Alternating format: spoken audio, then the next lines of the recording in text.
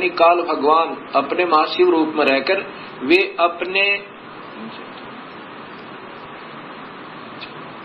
वे अपने सारे अंग में भस्म रमाए रहते हैं।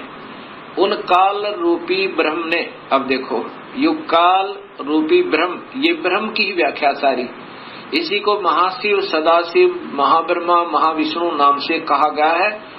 इन पुराणों का प्रारंभ यहाँ से होता है, फिर आगे चल के त्रिलोकीय ब्रह्मा विष्णु में इसकी उत्पत्ति इसी ब्रह्म से होती है। उन काल रूपी ब्रह्म ने एक ही समय शक्ति के साथ शिवलोक नामक क्षेत्र का निर्माण किया था। उस उत्तम क्षेत्र को काशी कहते हैं, जो ब्रह्मलोक में है।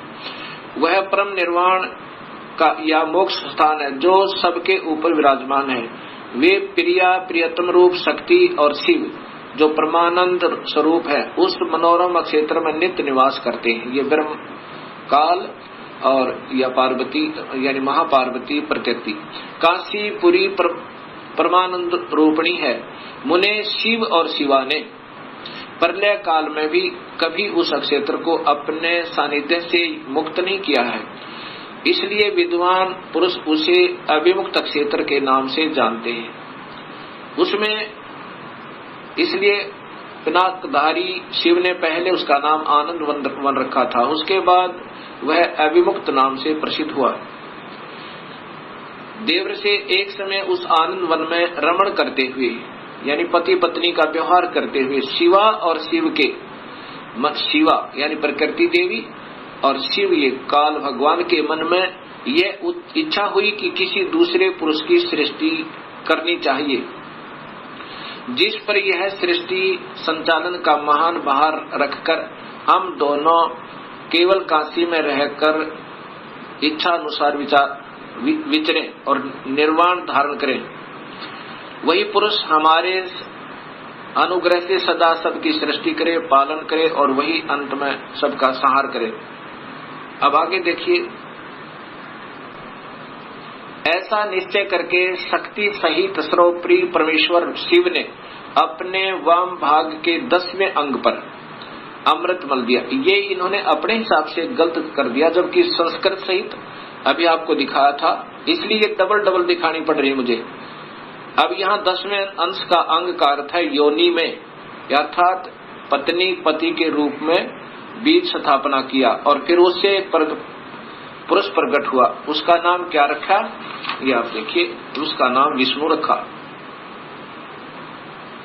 ये देखो, उसने अपना नाम पूछा तो बात सुनकर महेश्वर भगवान शंकर हंसते हुए कहे कि तुम्हारा नाम, ये देखो, शिव ने कहा कि वत्स बेटा, आप व्यापक होने के कारण तुम्हारा विष्णु नाम विख्यात होगा। ये काल कहता है विष्णु को बेटा, वत्स माने बेटा, तेरा नाम विष्णु होगा।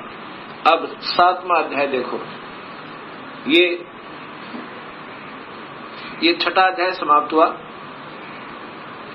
अब ये 7वां अध्याय देखिएगा। ब्रह्मा जी कहते हैं कि देवर से उसके बाद मुझे भी काल ने ही ब्रह्म ने ही उत्पन्न किया, ये स्पष्ट है। सदाशिव ने पूर्ववत अर्थात जैसे विष्णु को उत्पन्न किया वैसे यत्न करके मुझे परमेश्वर ने सांब यानी पार्वती, प्रकृति देवी और सदाशिव दोनों ने पहले की तरह जैसे विष्णु उत्पन्न किया पति पत्नी के रूप से, मुझे अपने दाहिने अंग से उत्पन्न किया। मुने उन महेश्वर ने मुझे तुरंत ही अपनी माया से मोहित करके नारायण देव के नाभि कमल में डाल दिया। ब्रह्मा ने बेरा ही नहीं आप बेहोश बता, इसने के बेरा कौन से नारायण की नाभि में था। ये विष्णु महाविष्णु रूप में स्वयं काल ही है और यही इनका पिता है। तो ब्रह्मा की उत्पत्ति शिव से और ब्रह्मा विष्णु की उत्पत्ति शिव से, ये शिव पुराण सिद्ध करती है। इसी गीता प्रेस गोरखपुर से प्रकाशित शिव महापुराण में आप देखिएगा, तीनों ब्रह्मा विष्णु महेश को गुण युक्त बताया है। ये 10वां अध्याय, ये देखिएगा, ये 9वां अध्याय समाप्त हुआ और ये 10वां अध्याय प्रारंभ हुआ। परमेश्वर शिव बोले उत्तम व्रत का पालन करने वाले हरे विष्णु को आदेश दे रहे हैं, अब तुम मेरी दूसरी आज्ञा सुनो। ये काल है महाशिव, उसका पालन करने से तुम सदा, अब तुम मेरी दूसरी आज्ञा सुनो, उसका पालन करने से तुम सदा समस्त लोकों में माननीय और पूजनीय बने रहोगे। ब्रह्मा जी के द्वारा रचे गए लोक में जब कोई दुख या संकट उत्पन्न होगा तब उन संपूर्ण दुखों का नाश करने के लिए सदा तत्पर रहना। तुम्हारे संपूर्ण दुस्सह कार्यों में मैं तुम्हारी सहायता करूंगा।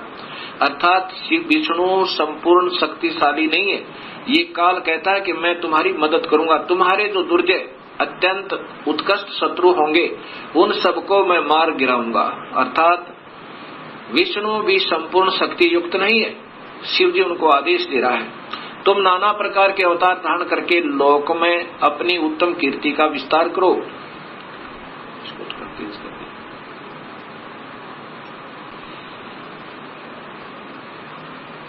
सबके उद्धार के लिए तत्पर हो। तुम रुद्र के ध्येय हो और रुद्र तुम्हारे ध्येय हैं।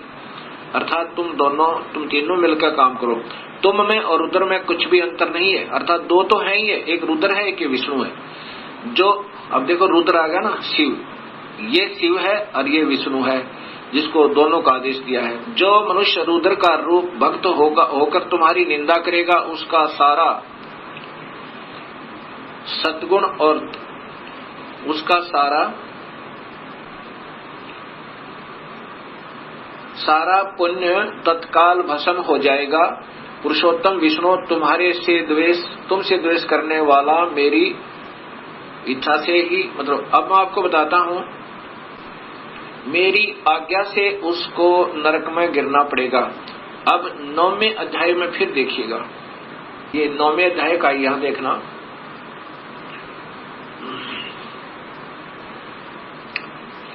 और संहार करने वाले रज आदि त्रिविध गुणों द्वारा ब्रह्मा विष्णु और रुद्र ने नाम से प्रसिद्ध हो 3 रूपों में पृथक पृथक प्रकट होता हूँ। ये काल भी तीनों गुणों रज महाब्रह्मा महाविष्णु महाशिव रूप में रहता है। साक्षात शिव गुणों से भिन्न है, वे प्रकृति और पुरुष से भी परे हैं। अद्वितीय नित्य अनंत पूर्ण निरंजन परब्रह्म परमात्मा है। ये काल तीनों लोकों का पालन करने वाले श्री हरि भीतर तमोगुण और बाहर सतोगुण धारण करते हैं। त्रिलोकी का संहार करने वाले रुद्र भीतर सतोगुण और बाहर से तमोगुण धारण करते हैं, तथा त्रिभुवन की सृष्टि करने वाले ब्रह्मा जी बाहर और भीतर से रजोगुण ही हैं। इस प्रकार ब्रह्मा विष्णु और रुद्र इन 3 देवताओं में गुण हैं। अब ध्यान से देखो, इस प्रकार ब्रह्मा विष्णु और रुद्र माने शिव, शंकर, ये त्रिलोकीय ब्रह्मा विष्णु महेश, इन तीनों देवताओं में गुण है। रजगुण ब्रह्मा है, सतगुण विष्णु है, तमगुण शिव जी। दिखा ना कि शिव ऊपर अंदर से तो सतगुण दिखा है भगवान जैसा, लेकिन वास्तव में उसका परम गुण तमोगुण है शिव का। अब इस प्रकार इन तीनों में गुण बताए हैं, रजगुण ब्रह्मा, सतगुण विष्णु, तमगुण शिव जी। इन तीनों देवताओं में गुण है। अब देखो चौथा कौन रह गया फिर वो? अब चौथा जो शिव की महिमा गाई जा रही है वो कौन है? वो काल है। और ये तीनों यह नारी लिखती है।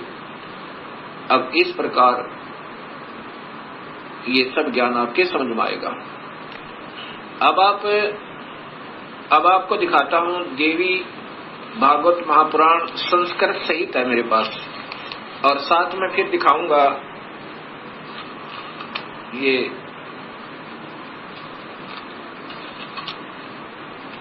गीता प्रेस गोरखपुर से प्रकाशित ये देवी भागवतम सभाष्टिकम।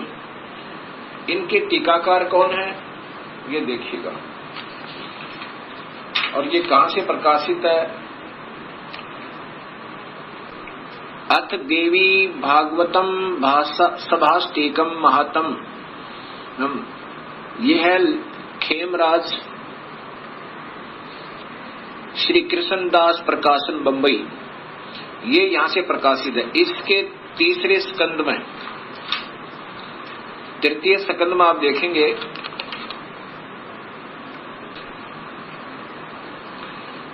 अथ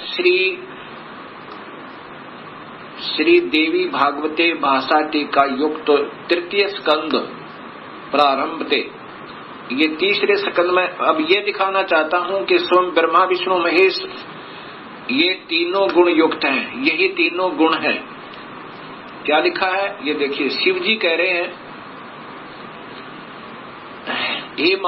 हे माता, यदि हमारे ऊपर सदा आप दया युक्त हो तो हमको तमोगुण में, मुझे तमोगुण में किस प्रकार प्रदान किया, मैं तुम गुण क्यों बनाया, कैसे बनाया, और ब्रह्मा रजगुण और विष्णु सतगुण, हरि सतगुण किस प्रकार बनाया, ये नीचे है युक्त किए। फिर देखें ये तीसरे स्कंद में है। हे माता, शिव जी कह रहे हैं, रुद्र कह रहे हैं, यदि हमारे ऊपर सदा आप दयायुक्त हो तो हमको तमोगुण में किस प्रकार प्रदान किया, मैं इसे राक्षस कर्म में क्यों लगाया, ब्रह्मा रजोगुण और हरि सतगुण युक्त किए। अब बताओ, अब देखो तुम्हारे तीनों गुण सर्जन पालन संहार स्थित हैं। यही काल का जाल है और इस माया से इसको अपने पुत्रों को भी भ्रमित रखता है। अब देखिएगा ये देवी भागवत महापुराण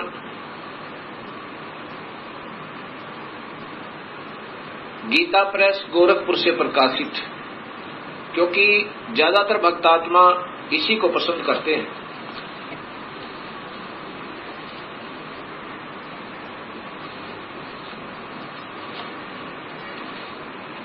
ये सचित्र मोटा टाइप श्री देवी भागवत केवल हिंदी, पहले संस्कृत सहित आपको दिखाई थी। अब ये देखना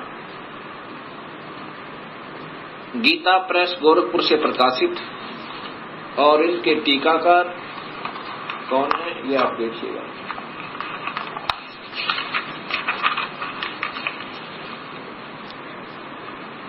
मोटा टाइप, और यहाँ हनुमान संपादक हनुमान प्रसाद पोदार चिमन लाल गोस्वामी, इसके तीसरे स्कंद में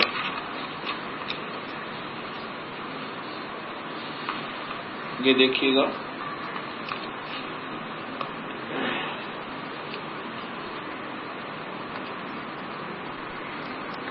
देवी भागवत तीसरा स्कंद, इसमें जन्मेजय ने पूछा, भगवान आपने अम्बा यज्ञ द्वारा परम पवित्र नवरात्र व्रत करके उसके द्वारा देवी के आराधन करने की आज्ञा दी है, अतः वे कौन देवी हैं, कैसे और सब प्रकट हुई, उनके पधारने का क्या उद्देश्य है।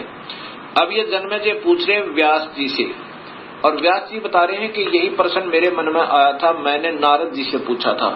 तो नारद जी ने फिर बताया,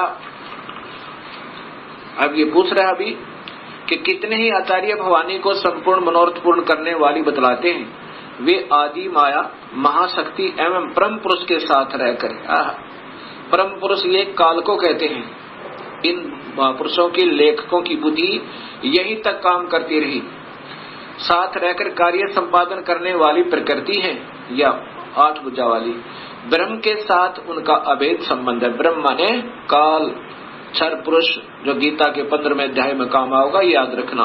ब्रह्म के साथ उनका अभेद संबंध है।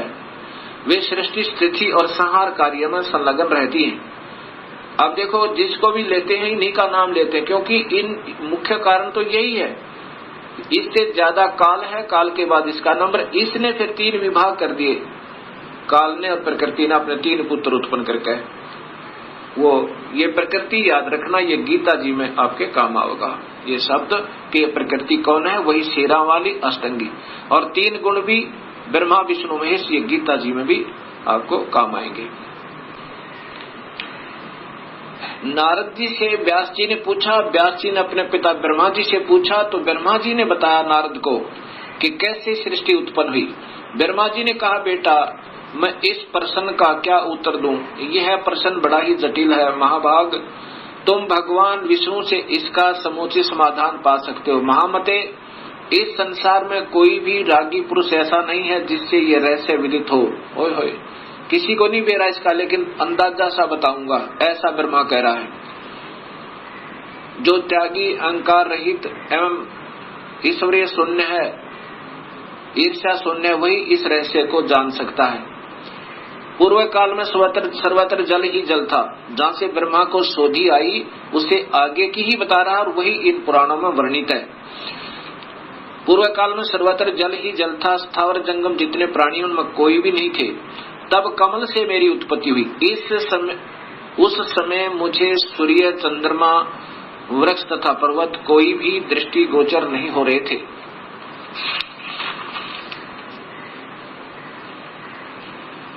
दिखाई पड़े।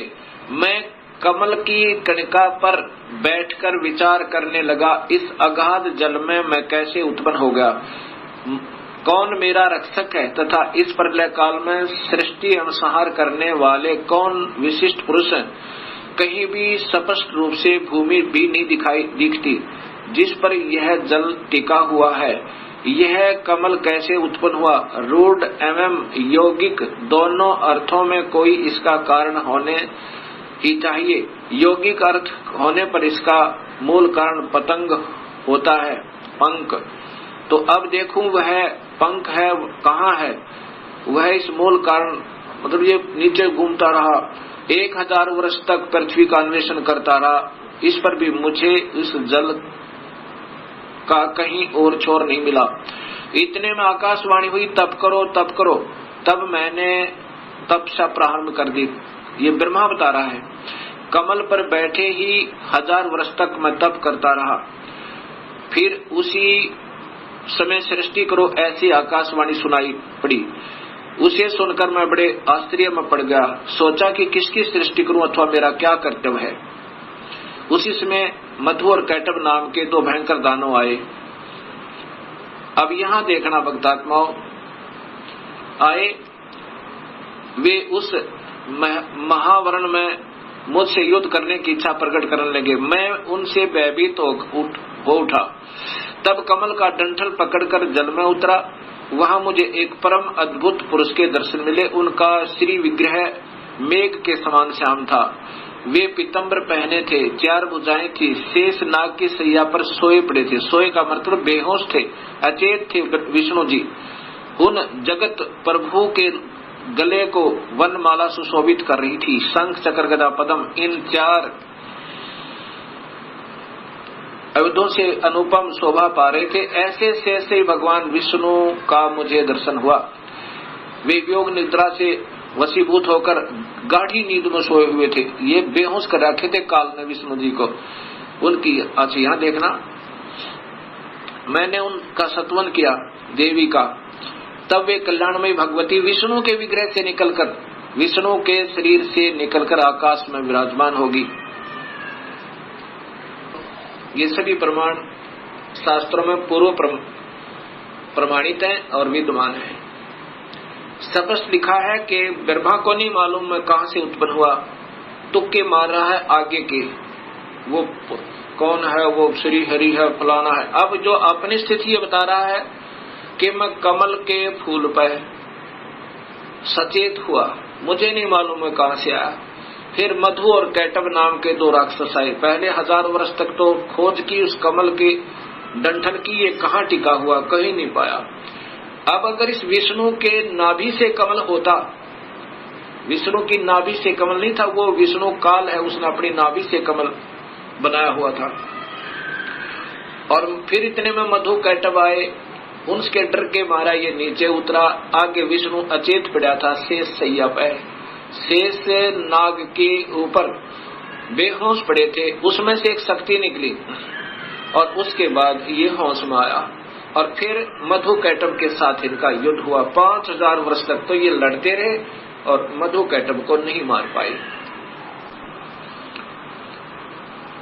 जब योग निद्रा भगवान विष्णु के शरीर से अलग होकर, योग निद्रा के ये तो बेहोशी शक्ति एक इनके अंदर डाल रखी थी।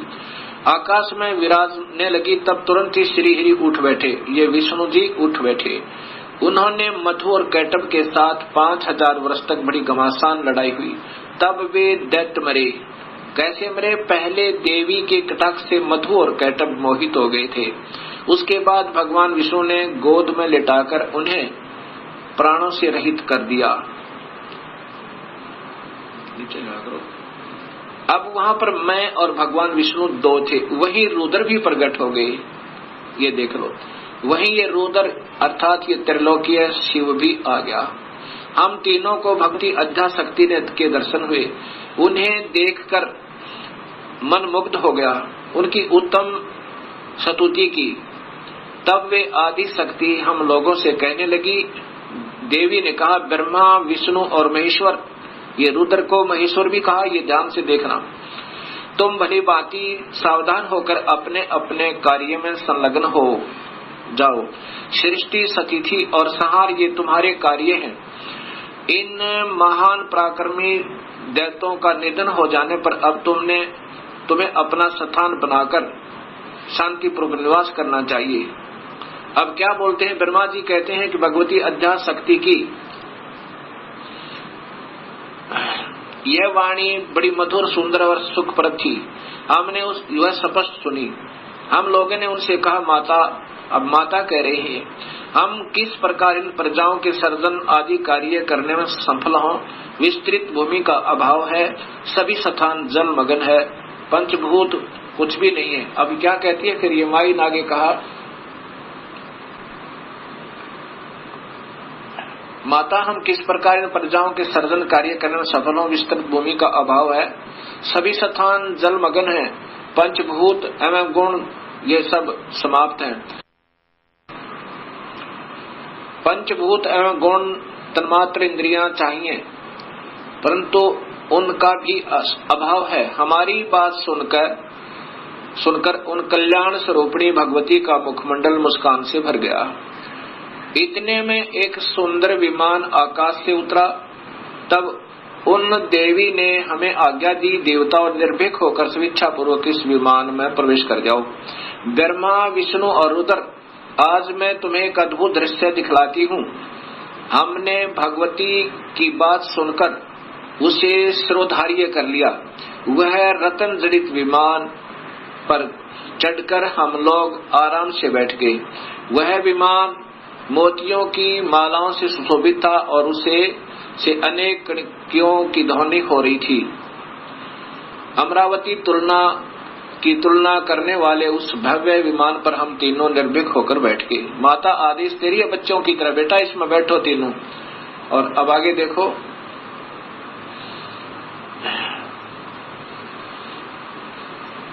हम तीनों देवताओं को उस पर बैठे देखकर देवी ने हमसे सामर्थ्य से विमान को आकाश में, अपने सामर्थ्य से विमान को, अपनी शक्ति थे, इन देवताओं के बस की बात नहीं थी विमान को आगे चलाना। देवी ने अपने सामर्थ्य से विमान को आकाश में उड़ा दिया। ब्रह्मा जी कहते हैं कि मन के समान तीव्र गति से चलने वाला वह विमान जिस अपरिचित स्थान पर गया, वहां संपूर्ण फलों से लदे हुए अनेक सुंदर वृक्ष थे। किलकों की कला की काकली उन वृक्षों की शोभा बढ़ा रही थी। और नीचे देखो, वहां पर ये क्या था? ये कौन था? ये स्वर्ग था।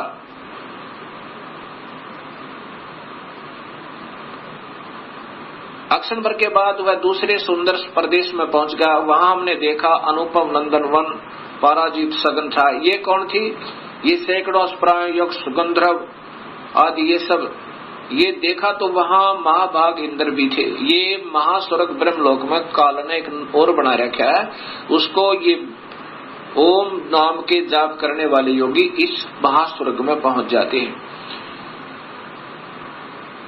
इस देवी भागवत महापुराण को आगे समझने से पहले हमने इस ब्रह्मांड का चित्र देखना होगा। इसके बाद आपके तुरंत समझ में आएगा। ये एक ब्रह्मांड का चित्र आप देखिएगा। ये स्थान है ब्रह्मलोक। ये जो स्थान है ये ब्रह्मलोक कहलाता है। ये एक ब्रह्मांड है। पहले ये देखिएगा।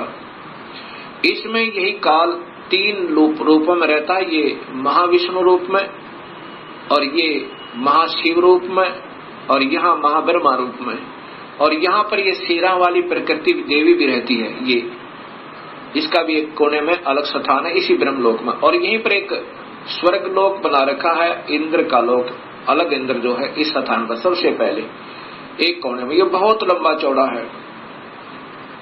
और यहाँ पर यहाँ पर आते हैं ये ब्रह्मा विष्णु महेश, और ये पहले ब्रह्मा लोक में आते हैं। पहले ब्रह्मा को देखता है, ब्रह्मा दूसरा नजर आता है, फिर इधर फिर विष्णु के लोक में आते हैं, फिर माया के पास आते। ये अभी देवी भागवत महापुराण आपको आगे सिद्ध करेगी।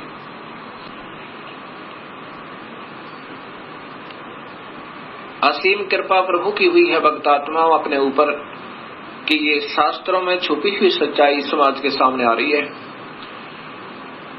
और इसी की तलाश करके योगी जन वेदों का अध्ययन कर मर गए, क्योंकि उनको सूक्ष्म वेद का ज्ञान नहीं था। और सूक्ष्म वेद के ज्ञान बिना ये बात समझ में नहीं आ सकती। ये स्वयं कबीर परमेश्वर ने ही स्वयं आकर अपनी वाणी, साधारण वाणी के द्वारा सरल भाषा में इस वेदों का भी और गीता जी का एक सत्य ज्ञान दिया था। लेकिन वो साधारण भाषा होने के कारण हम उसको यकीन नहीं कर पाए उन पर।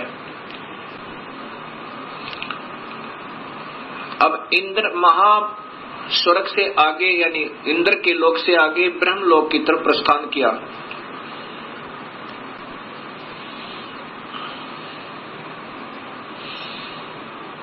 इतने में हमारा विमान तेजी से चल पड़ा और दिव्य धाम ब्रह्मलोक में जा पहुंचा।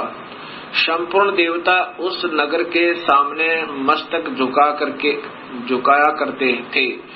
वहां एक दूसरे ब्रह्मा विराजमान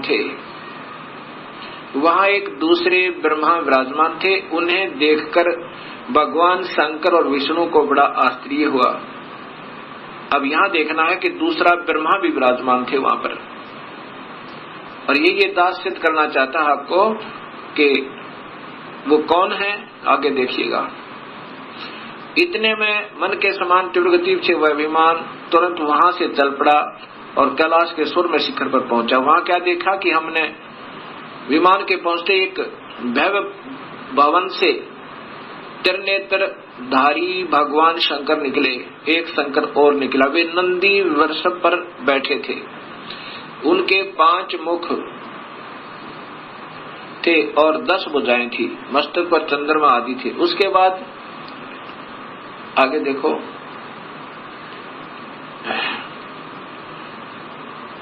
आगे फिर चले कि पवन के समान तेज, यहाँ देखो और नीचे करो, नीचे और सीट पर नीचे रखा। अक्षण भर के बाद वही विमान उस शिखर से विपौन के समान तेज चाल से उड़ा और बैकुंठ लोक में पहुंचा। उसी ब्रह्म लोक में एक विष्णु लोक बना रखा काल ने। ये देखो नीचे कि वहां पर कमल लोचन श्री हरि विराजमान थे। कमल लोचन श्री हरि विराजमान थे, अर्थात एक विष्णु और वहां पर था। अब ये तीनों देवता विमान में बैठे हुए जा रहे हैं और दूर से देख रहे हैं, एक ब्रह्मा और है, एक विष्णु और है, एक शिव और है। उसके बाद कहते हैं कि ब्रह्मा जी बता रहे हैं कि हमारा विमान बहुत तेज गति से चला और कहां पहुंचा, जहां पर एक बहुत सुंदर औरत बैठी थी। और उसको देख करके हमने सोचा कि ये कौन है, ये देवी कौन है।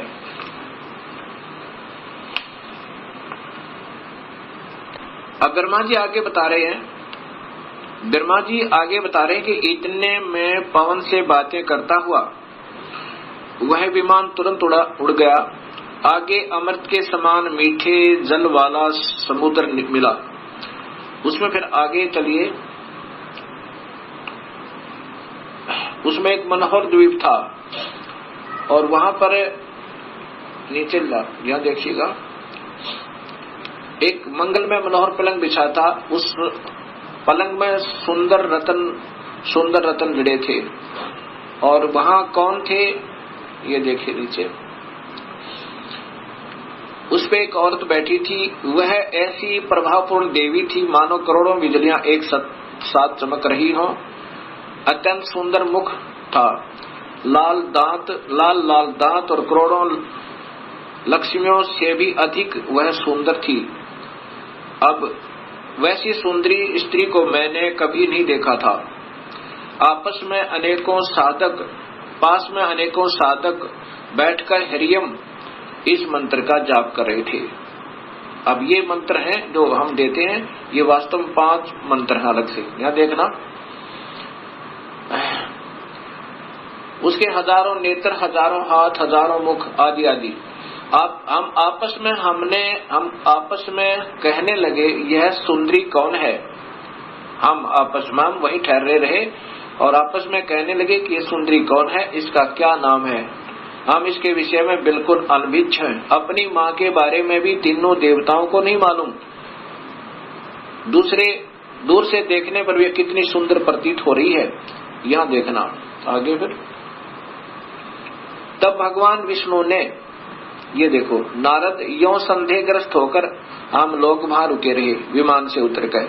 तब भगवान विष्णु ने उस चारों सिहिनी भगवती को देखकर विवेक पूर्वक निश्चय कर लिया कि ये भगवती जगदम्बिका है, वो प्रकृति है, ये हमारी माँ है।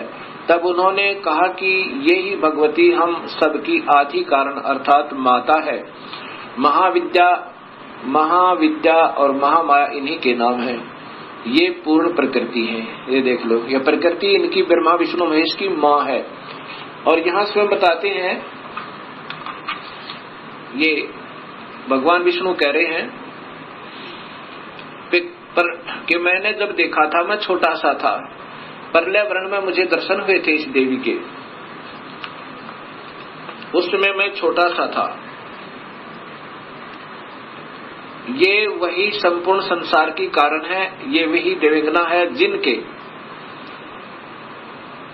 प्रलयावरण में, अर्थात जो पानी ही पानी था, मुझे दर्शन हुए थे। उस समय मैं बालक रूप में था। विष्णु जी कह रहे हैं मैं बालक रूप में था। ये वही देवी भागवत महापुराण गीता प्रेस गोरखपुर से प्रकाशित है।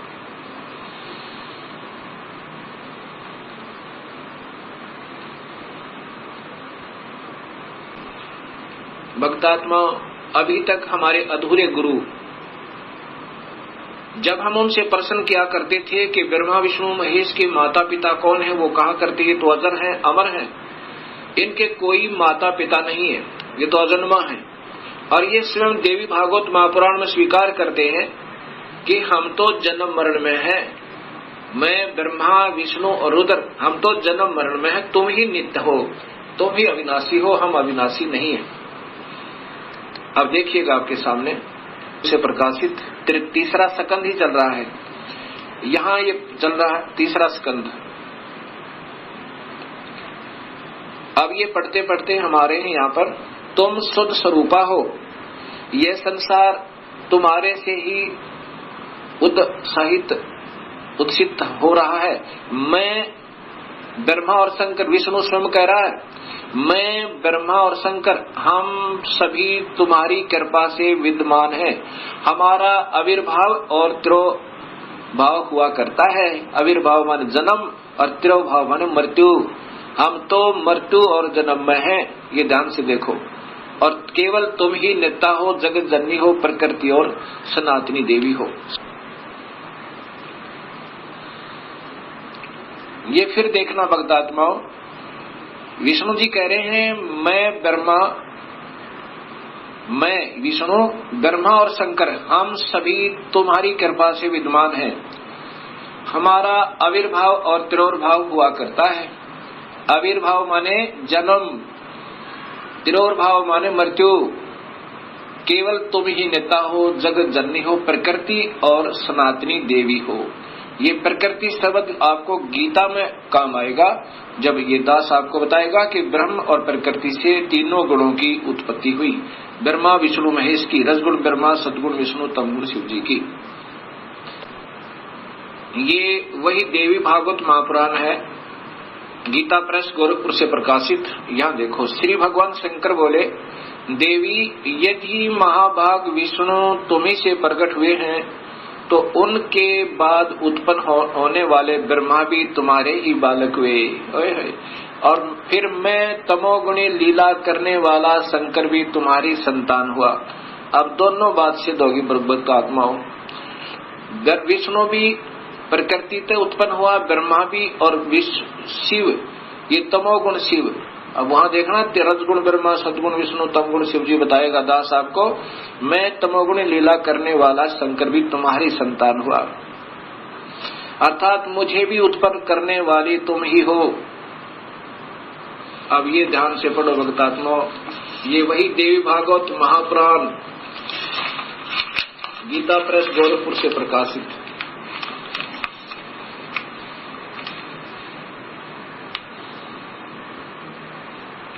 संपादक हनुमान प्रसाद पौदार, चिमन लाल गोस्वामी।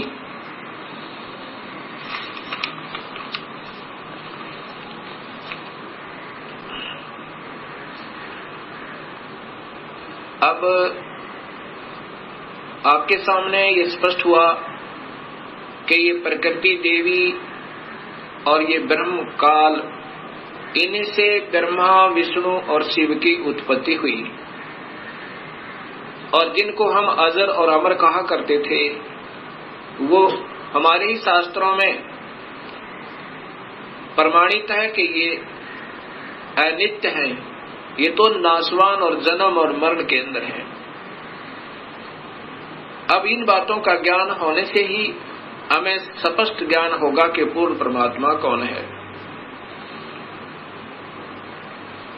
अब उसके बाद क्या होता है, काल ने, ब्रह्म ने कहा था कि जब ये बच्चे सियाने हो जाएं, इन तीनों को सागर मंथन पर भेज देना और वहां पर जो वस्तु निकले इनको देना। सबसे पहले अब देवी ने क्या किया कि तुम तीनों अब विमान पर बैठो और जाओ अपने अपने स्थान पर, ये विमान तुम्हें वहां छोड़ देगा। ब्रह्मा को ब्रह्मालोक में, जैसा भी आपने ब्रह्मांड का चित्र देखा था, अलग से ब्रह्मालोक, विष्णुलोक, शिवलोक बने हुए हैं। इस ब्रह्मांड में ये पहले ही रचित हैं और इनको ऐसे ही एक बहुत लंबे चौड़े समुद्र पर, जल के समुद्र पर, वहां अपनी शक्ति से रखा हुआ था। किनको? ब्रह्मा विष्णु महेश को। तब ये तीनों अपने अपने लोक में पहुंचे। फिर आदेश हुआ प्रकृति देवी का कि तुम तीनों अब सागर मंथन करो। तीनों ने मिलकर सागर मंथन किया। इस ब्रह्म भगवान ने, काल भगवान ने पहले ही समुद्र के अंदर एक कूर्म का रूप धारण करके अपने ऊपर सुमेरु पर्वत को टिका लिया और उसमें इन जाकर तीनों ने शेष नाग के उसे रस्से थे उसका मंथन किया, ऐसे जैसे पहले पुराने समय में दूध रिड़कते थे ऐसे। उसमें से वेद निकले। वेदों को ब्रह्मा ने पढ़ा और वेदों में पाया कि पूर्ण परमात्मा कोई और है जिसने सृष्टि रची हुई है, वही जग का करता है, उसकी उपासना करनी चाहिए, वो आकार में है। उससे पहले ये तीनों बालक अपनी माँ से पूछा करते थे कि माँ हमारा पिता कौन है। तब ये प्रकृति देवी कहा करती थी कि तुम्हारा कोई पिता नहीं, कोई तुम्हारी माँ नहीं, मैं ही तुम्हारा पिता और मैं ही तुम्हारी माँ हूँ। क्योंकि काल भगवान ने, ब्रह्म ने, उस महाब्रह्मा, महाविष्णु, महाशिव रूप में रहने वाले उस गुप्त काल ने प्रकृति देवी को सख्त आदेश दिए थे कि मेरा भेद मत बताना, और बता भी देगी तो मैं किसी भी योग विधि से, किसी वेद विधि से नहीं प्राप्त हो सकता। मैं किसी को आकार रूप में कभी दर्शन नहीं दूंगा, अपने वास्तविक स्वरूप में कभी दर्शन नहीं दूंगा, अर्थात मेरे लोक में ये कोई नहीं आ सकता। तो प्रकृति देवी इसलिए कहा करती थी कि बेटा तुम्हारा कोई बाप नहीं, कोई माँ नहीं, मैं ही तुम्हारा पिता, मैं ही तुम्हारी माँ हूँ। जब ब्रह्मा ने पढ़ा कि वेदों में लिखा है कि परमात्मा कोई और है, सृष्टि रचनहार,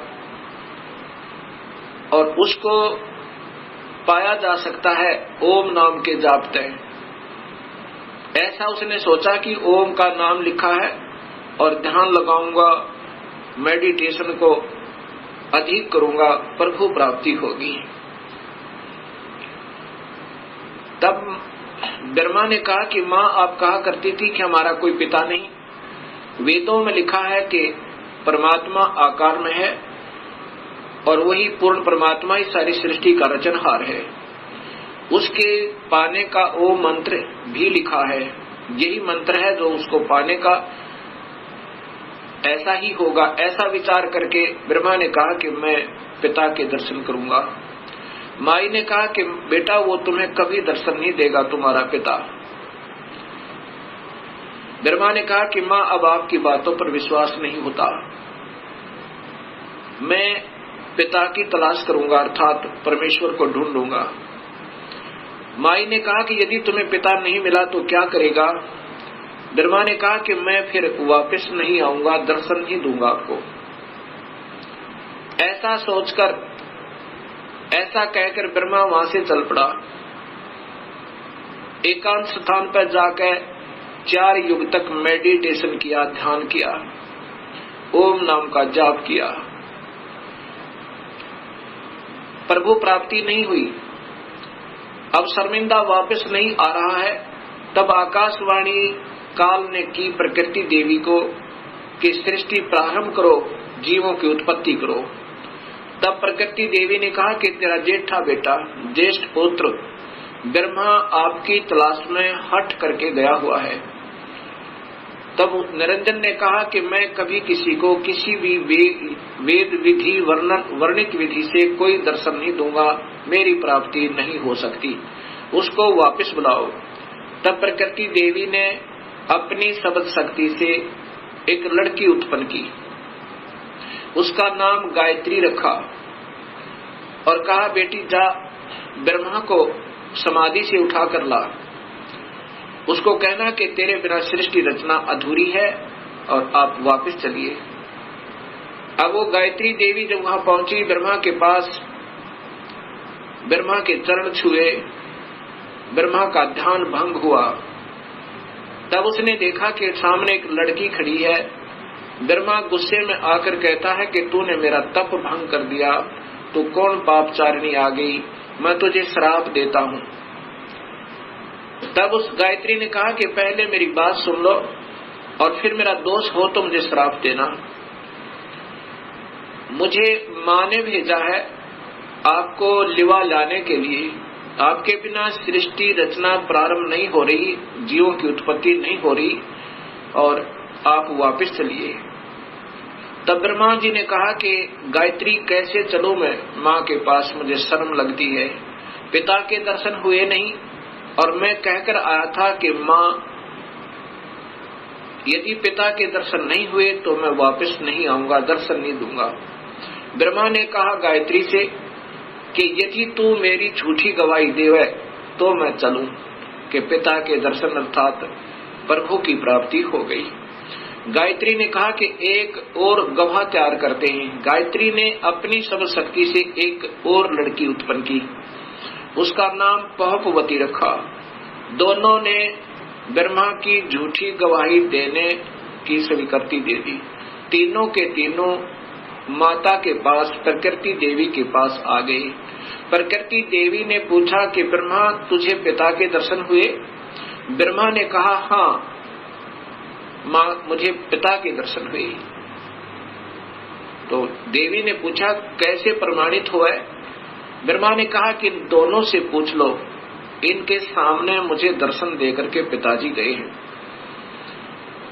तब उन दोनों से पूछा, प्रकृति देवी ने, गायत्री और पहपवती ने स्वीकृति दी और कहा कि हाँ हमारे सामने ब्रह्मा को दर्शन दिए, पिता ने दर्शन दिए, बड़ा तेजो में शरीर था, ऐसे तुक्के मारे।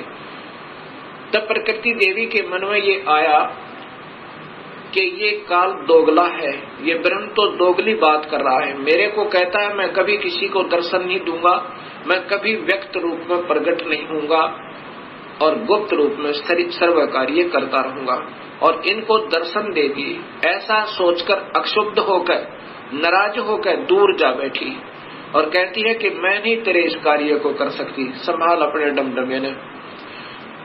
मुझे कुछ कहता है और इनको दर्शन दे दिए हैं। तब आकाशवाणी काल भगवान ने क्षर पुरुष ने की कि प्रकृति देवी ये झूठ बोल रहे हैं, मैंने कोई दर्शन नहीं दिया। तब वो करड़ी होकर, गुस्से में होकर और आई और कहा कि नादानो, तुम झूठ बोल रहे हो, आकाशवाणी हुई है परमात्मा की। वो कहता है कि मैंने कोई दर्शन नहीं दिए। तब वो हंसने लगे और ब्रह्मा ने कहा कि माँ, मुझे शर्म आ रही थी आपके पास आने में, क्योंकि पिता के दर्शन हुए नहीं थे और मैं उस समय ये कहकर गया था कि मैं आऊंगा नहीं यदि पिता के दर्शन नहीं हुए तो, इसलिए हमने ये झूठ बोलने की स्कीम बनाई। तब प्रकृति देवी ने, इस शेरा वाली दुर्गा ने तीनों को श्राप दे दिया, ब्रह्मा तेरी पूजा जग में नहीं होगी और तेरे ही वेदों के पढ़ने वाले तेरे वंशज तेरे ही तरह सच्चाई नहीं कहा करेंगे। विद्वान जो हो जाएंगे उनको सही ज्ञान तो होगा नहीं, लेकिन झूठ बोलने पर तुले रहा करेंगे और सत्य ज्ञान न होते हुए भी वो ज्ञान प्रचार करते रहेंगे और दुनिया को गुमराह किया करेंगे। पर उसको गायत्री को श्राप दिया कि तू गाय बनेगी, तेरे कई पति होंगे जैसे सांड, और पार्वती को श्राप दिया कि तू गंदी स्थान पर उत्पन्न होने वाली जड़ी बूटी बनेगी। जब तीनों को श्राप प्रकृति दे चुकी, तब काल भगवान ने आकाशवाणी की उस प्रकृति देवी को ही सुनाई दी वो कि तूने ये अच्छा नहीं किया दुर्गा, इनको श्राप नहीं देना था, तू संविधान को अपने हाथ में नहीं ले सकती, ये सब मेरा कार्य है, अब मैं तुझे श्राप देता हूँ। तू भी द्वापर युग में द्रौपदी बनकर जाएगी, तेरे 5 पति होंगे।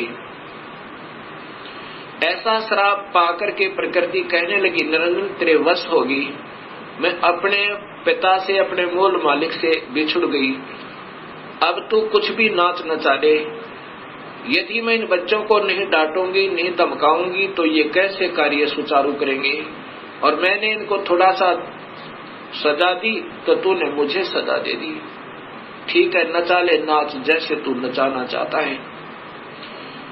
उसके बाद प्रकृति देवी विष्णु के पास गई, विष्णु के लोक में विष्णु से कहा कि बेटा तू भी अपने पिता की खोज कर ले, कहीं फिर बाद में समाधि लगाकर बैठो और सृष्टि रचना में भंग होवे। विष्णु जी अपने पिता ज्योति निरंजन काल भगवान की तलाश में चल पड़े। कहाँ पहुंचे?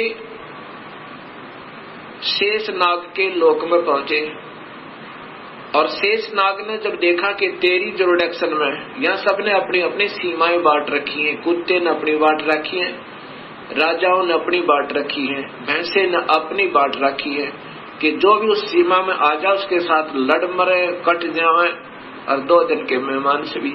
ऐसे ही शेष नाग ने जब देखा कि तेरी जुरिडिक्शन में, तेरे राज्य की सीमा में ये कौन बेधड़क व्यक्ति आ रहा है, इसको कोई डर नहीं तेरा, ऐसे ही अपने 1000 फनों से शेष नाग ने बहुत जोर से फुंकारा छोड़ा, विष्णु को भयभीत और सतर्क करने के लिए कि सावधान हो जा, तू कैसे निर्भीक होकर आ रहा है। ऐसे उस जहर का फुंकारा जैसे स्प्रे पेंट होया करे, ऐसे विष्णु जी का शरीर काला बन गया, जैसे धुंध हो जाकर उसके अंदर विष्णु छुप गया। उस शेष नाग के विष के फवारे तक विष्णु जी का शरीर विग्रह काला हो गया, सांवला हो गया। जब विष्णु जी ने देखा कि इस नादान कीड़े ने, इस नादान सर्प ने ये क्या जुल्म किया, मैंने इसका क्या बिगाड़ा था, मैंने तो इसको कुछ कहा भी नहीं था, इसने ऐसे मेरा स्वरूप बिगाड़ दिया, अब इसको ठीक करता हूँ, इसको गढ़ता हूँ। ऐसा सोचकर उस नाग को समाप्त करने के लिए विष्णु आगे बढ़ने लगा। उसी समय आकाशवाणी हुई ज्योति निरंजन की, काल की, कि विष्णु अब इसको कुछ मत कहे, शेषनाग को। अगर ऐसे तुम लड़ने मरने लगे तो सृष्टि कैसे प्रारंभ होगी। अब इसको कुछ मत कहे, द्वापर युग में ये काली देह में हो जाएगा, जन्म लेगा, इसका अवतार होगा और तय उस समय कृष्ण बनकर जाएगा, उस समय इससे अपना बदला ले लेना। अब तू वापस जा और अपनी माँ को स्पष्ट बता दे, झूठ मत बोलना, मैं कभी किसी को दर्शन नहीं दूंगा और ना ही मेरे कोई दर्शन कर सकता, किसी भी वेदों वर्णित विधि से, यज्ञ से, तप से, जप से नहीं कर सकता। यदि झूठ बोलेगा तो तेरा हाल भी ब्रह्मा जैसा हो जाएगा, वापस जा। ऐसा सोचकर, ऐसी आकाशवाणी सुनकर ब्रह्मा विष्णु जी वापस चल पड़े, माँ के पास आए। माता ने पूछा, क्यों पुत्र, पिता के दर्शन हुए? विष्णु जी ने कहा, नहीं माँ, मुझे दर्शन नहीं हुए। इस बात को सुनकर ये जगदम्बिका दुर्गा बड़ी प्रसन्न हुई और विष्णु को सीने से लगाया और कहा, पुत्र तू सत्यवादी होगा और तुझे मैं यहाँ पालन पोषण और सतिथि का विभाग देती हूँ और अब मैं तुझे अपनी कृपा से तेरे पिता के दर्शन कराती हूँ। देख शरीर में ध्यान लगाकर और पहुंच जा सहस्रार कमल में। सहस्रार कमल में जो ज्योत प्रकाश दिखाई दे रहा है वो 1000 ज्योतियां, बस ये तेरे पिता का स्वरूप है, ये ज्योत स्वरूपी निरंजन है। ऐसे इन सबको बहका रखा है। विष्णु जी अपने पिता के प्रकाश रूप में दर्शन करके बड़ा प्रसन्न हुआ, उस अंदर प्रकाश देख। ये मेडिटेशन करने वाले अंतिम उपलब्धि केवल ज्योत बताते हैं, वो ज्योत स्वरूपी वही तो काल है और उसी को देखकर सब प्रसन्न हो जाते हैं। उसके बाद यही माई शिव जी के पास गई, शंकर जी के पास गई। शंकर जी से कहा, बेटा तू भी अपने पिता की तलाश कर ले, तेरे 2 भाइयों को तो मिला नहीं। ब्रह्मा शिव जी ने कहा कि हे माँ, जब मेरे 2 बड़े भाइयों को नहीं मिला पिताजी, तो मैं तो कोशिश ही नहीं करता, परंतु माँ मेरी एक प्रार्थना है। तो माता ने कहा कि बोलो क्या चाहते हो? कि मुझे जन्म मरण रहित कर दे, मुझे अमर कर दे माँ, मैं तो यही मांगता हूँ आपसे। तब माँ ने कहा, प्रकृति देवी दुर्गा ने कहा कि बेटा ये नहीं हो सकता, जो पैदा हुआ है इस 21 ब्रह्मांड में उसका जन्म होगा, जो जन्म हो गया उसकी मृत्यु होगी, जो पैदा हुआ उसकी मृत्यु होगी और जो मर गया उसका पुनर्जन्म अवश्य होगा, चाहे किसी भी योनि में कर्म आधार पर वो चाहे। अमर नहीं कर सकती। पुत्र में एक विधि बता सकती हूँ जिसके कारण तेरी आयु सबसे ज्यादा हो जाएगी।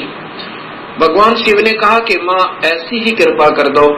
तब देवी ने कहा कि पुत्र तू ज्यादातर मेडिटेशन करया करे और मेडिटेशन करते करते अपने श्वासों को, प्राणों को 10वें द्वार पर स्थिर कर दिया कर, श्वास कम से कम आने दिया कर और ठंडे क्षेत्र में रहा कर ताकि तेरा शरीर खराब ना होए। उसके बाद भगवान शिव ज्यादातर ध्यान समाधिस्थ रहते हैं और अपने श्वासों को रोक लेते हैं। श्वासों के आधार पर ही ये सब प्राणियों की आयु निर्धारित है। उसके बाद फिर इन तीनों से कहा कि तुम जाओ सागर मंथन करो। पहले माई ने कहा कि तुम मेरे से सृष्टि रचना करो, मुझे ही पत्नी बनाकर तुम तीनों यहाँ के सृष्टि रचना करो। तब इन तीनों ने कहा, हे माँ, माता नार पुत्र की होई, हे जननी ये कहाँ अगत होई। तब माँ ने कहा कि बेटा मैं तुम्हारी परीक्षा ले रही थी और ये देख रही थी तुम भी अपने पिता की तरह ही ऐसे हो या तुम्हारे अंदर कोई विवेक है। ठीक है, तुम जाओ फिर सागर मंथन करो। अब दूसरी बार फिर सागर मंथन किया। जब सागर मंथन किया उसमें 3 रूप माई नहीं अपने बनाए इस दुर्गा ने। ये सिद्धि होती है, एक सिद्धि वो चोलेदार है, चोले माने शरीर। 3 रूप बनाए और 3 लड़कियों के रूप में बाहर आई। वो तीनों के तीनों ब्रह्मा विष्णु महेश एक एक लड़की को लेकर के, तीनों लड़कियों को लेकर के माँ के पास आए। माता ने पूछा कि पहले कौन सी निकली थी? कि ये, उसका नाम सावित्री रखा, वो ब्रह्मा से ब्याधी। दूसरी का नाम लक्ष्मी रखा वो विष्णु से ब्याह दी, और तीसरी का नाम उमा रखा वो शिव से शादी कर दी, और तीनों से कहा कि अपनी अपनी पत्नियों को लेकर अपने अपने लोक में जाओ और अब ये सृष्टि प्रारंभ करो। यहाँ से ये काल सृष्टि प्रारंभ हुई। अब इसी का प्रमाण आपको देवी भागवत महापुराण में देता हूं, तीनों की शादी का। आप देखिएगा ये देवी, वही देवी भागवत महापुराण गीता प्रेस गोरखपुर से प्रकाशित।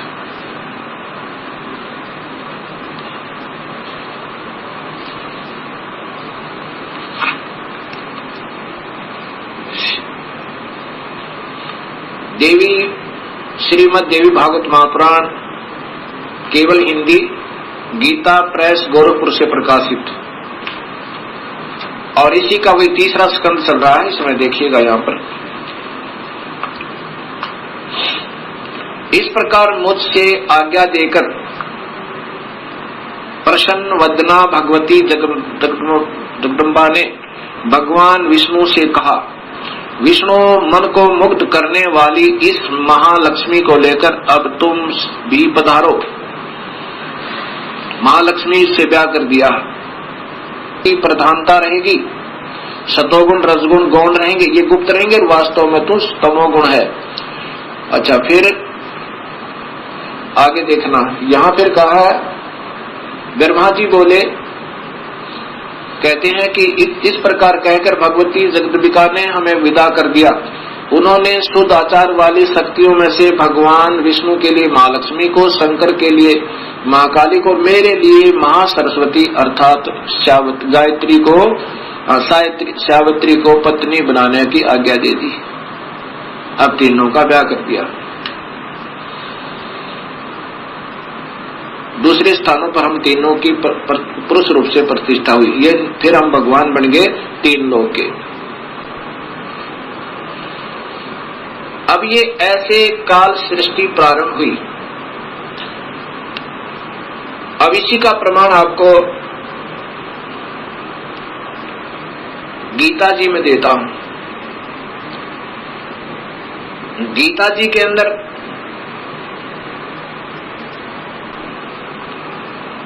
अब देखिएगा, श्रीमद् भगवत गीता, गीता प्रेस गोरखपुर से प्रकाशित,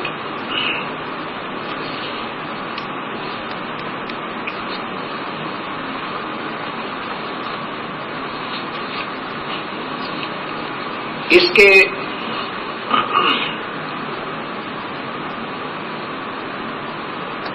गीता प्रेस गोरखपुर से प्रकाशित, और इनके टीकाकार हैं श्री जय दयाल गोविंद का,